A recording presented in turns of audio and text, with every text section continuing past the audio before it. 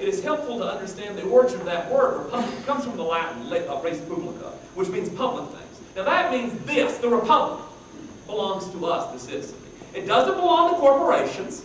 It doesn't belong to special interests. It doesn't belong to political parties. And above all, it does not belong to a professional political class separate from the government.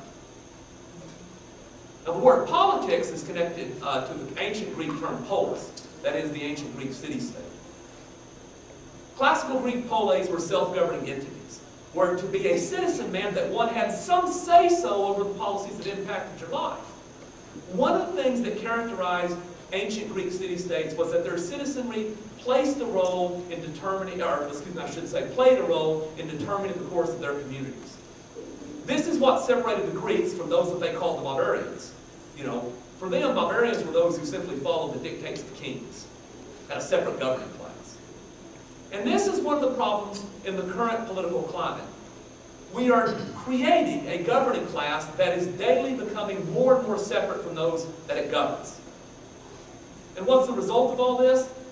Well, I've done enough talking for a second. I'll talk a little bit more in just a little bit, but let me ask you guys this. How many people in here, I picked a bad night for this, I got to explain this. Tonight's also the district-wide parent-teacher conference, so I may not get any hands to come up.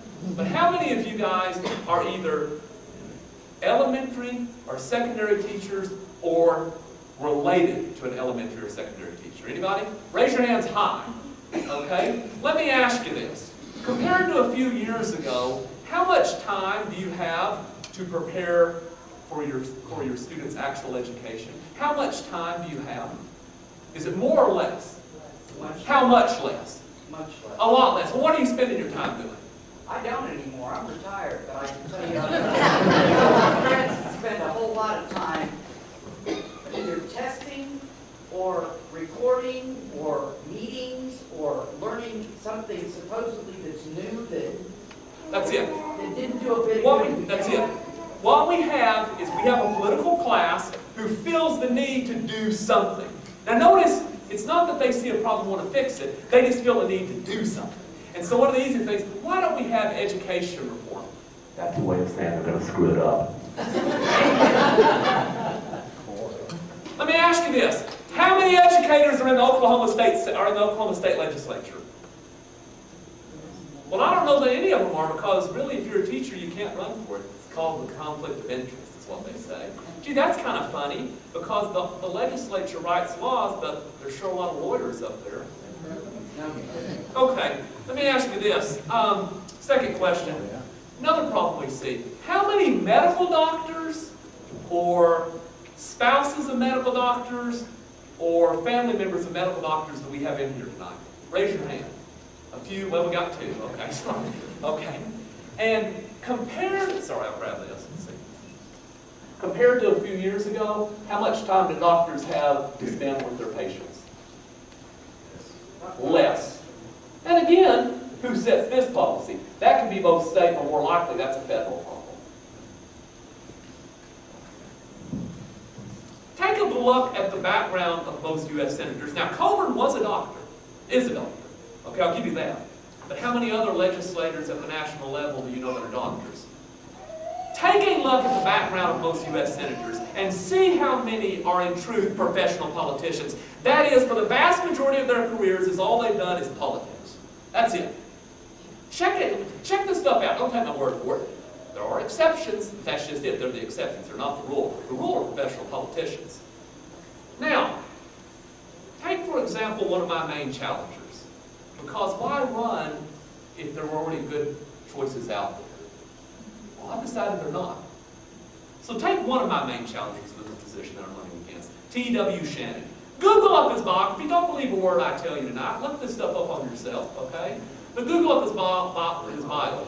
He started out as a field representative for one congressman, then he became a field representative for another congressman, then he became a state representative, and then at the ripe old age of 35, he became the Speaker of the House. Now, it's true that Mr. Shannon's bio does contain some experience in the private sector. According to one of the things that I read, he operates a home-based public relations business. Great. Professional politician and part-time PR guy. I'm sure you can sell yourself, Mr. Shannon. Now, Take, for example, other politicians around here on the positive side. One's not here tonight, but I'll throw this out in his favor. How many of you know Ron Justice? Okay. Ron Justice, on the other hand, spent an entire career in agriculture before he ever ran for political office. He retired before he ran for political office.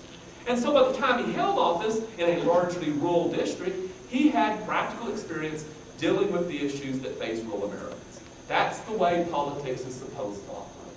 We have tonight, where'd he go? Jim, where are you? Oh, there you are, okay. We have tonight Jim Weir. Jim Weir spent 30 years in law enforcement before he ever ran for sheriff.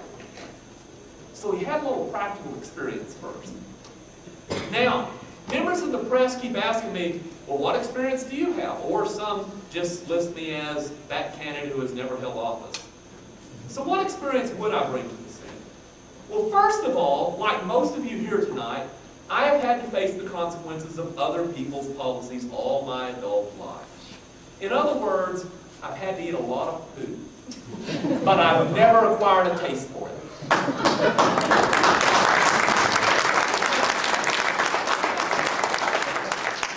So I am intimately aware that if you elect me as your U.S. Senator, the legislation that I vote on will have an impact on real lives and real livelihood. That is, the decision of people in the legislature impact people. I'm aware of that. Why am I aware of that? Well, look, at the end of the month, my wife and I are lucky if we have a couple of $100 in the bank account, and it's not because we're spendthrifts.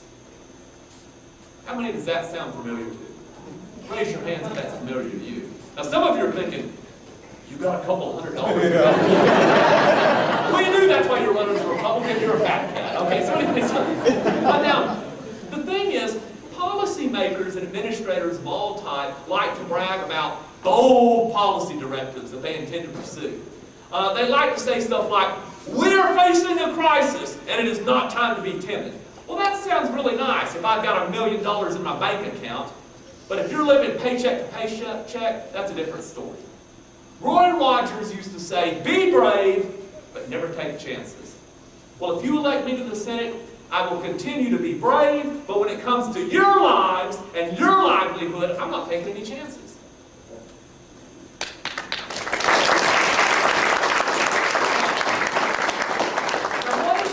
Practical terms. Well, first of all, I will never be rushed into using working people's tax revenue to save the skins of those who have gambled away their corporation's wealth. Second of all, I will endeavor to never transfer wealth of working Americans to multinational corporations who have no homeland and consequently have no patriotism.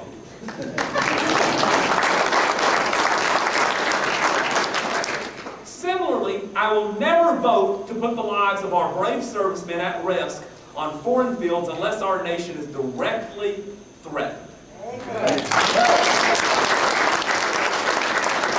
job of the American Armed Forces is to protect this country, not to fight for someone else's freedom, and certainly not to pick a winner in a confused civil war.